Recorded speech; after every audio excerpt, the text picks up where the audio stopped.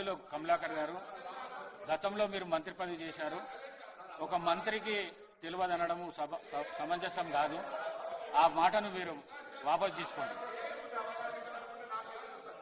Sir అధ్యక్ష, ఆకారంలో పెద్ద ఉంటే అవగాహన ఎక్కువ ఉంటుంది అనుకుంటే నాకు తెలియదు అధ్యక్ష. అవగాహన లేదు అంటే ఆయనకంటే ఎక్కువ చదువుకున్నా, రాజకీయాల విద్యార్థి దశ నుంచి ఉన్నా, నాకు ఎక్కువ తెలియదు అని అంటే వాళ్ళ పార్టీ వాళ్ళ నాయకులు మాట్లాడతారు. కానీ నేనేమంటున్నా, ఆకారంలో పెద్ద ఉంటే అవగాహన ఎక్కువ ఉంటుంది అనుకుంటే దయచేసి అర్థం చేసుకుని ఆ మాటలు వాపసు తీసుకోవాలి. ఇది పొరపాటు. దయచేసి ఈ విధంగా మాట్లాడితే పొరపాటు మాట మాట్లాడతా ఉన్నా. సార్ ఒకటి స్పీకర్ సార్ నేను బాడీ షేమింగ్ నుంచి మాట్లాడితే కూడా చాలా కాంట్రాస్ట్ అవుతుంది సార్. గౌరవ ముఖ్యమంత్రి హాల్లో ఉన్నారు అధ్యక్ష. నేను తప్పు మాట్లాడలేదు, క్లియర్ చెప్తున్నా. అతనికి అవగాహన ఎందుకు లేని మళ్ళీ చెప్తున్నా అధ్యక్ష. నేను మళ్ళీ చెప్తున్నా సార్ దిస్ ఈజ్ అబ్సల్యూట్లీ ఎందుకు అనవసరం ఎందుకు సార్ అది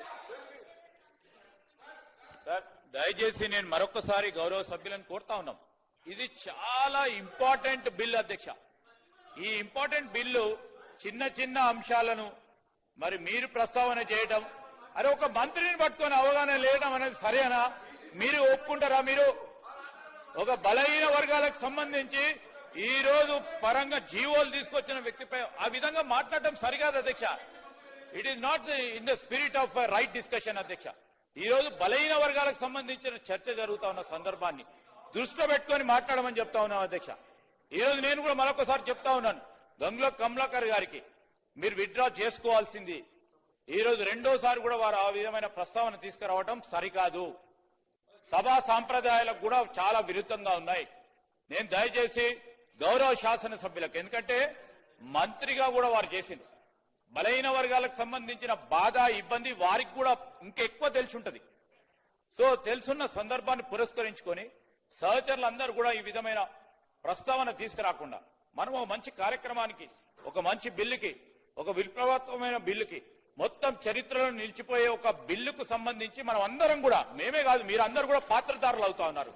ఆ పాత్రధారులకు సంబంధించి ఆ పాత్రను ఏ విధంగా నిర్వహిస్తామో ఆలోచన చేసి ఒక ప్రోగ్రెసివ్ గా, ఒక ప్రాస్పెక్టివ్ గా లెజిస్లేషన్ తీసుకురావడానికి మీ సలహా సూచనలు ఉపయోగ విధంగా ఉండాలని మరొకసారి వారిని మరి ఈ విధమైన ప్రస్తావనలు తీసుకురాకుండా ఉండాలని కోరుతా ఉన్నాను అధ్యక్ష.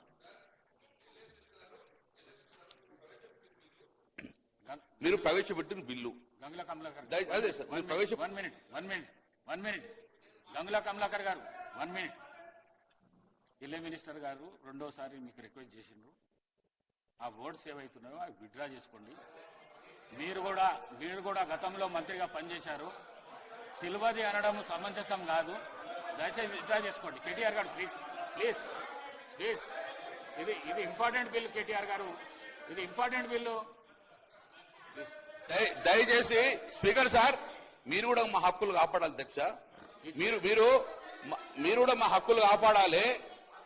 ప్రతి మాట్లాడిన కొద్దీ మీరు మాకు అవకాశం ఇచ్చారు స్పీకర్ సార్. మీరు మాకు అవకాశం ఇచ్చిర్రు.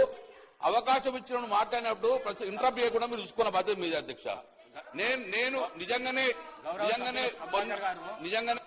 గౌరవ సభ్యులు కమలాకర్ గారు, హక్కులు ప్రతి సభ్యుని హక్కులు కాపాడేది చేరుకున్నది.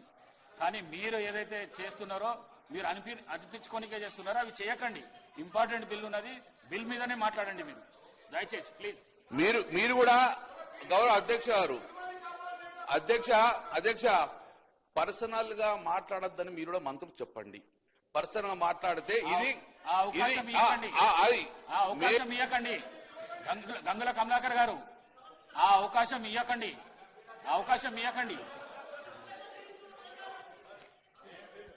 గౌరవ ముఖ్యమంత్రి గారు.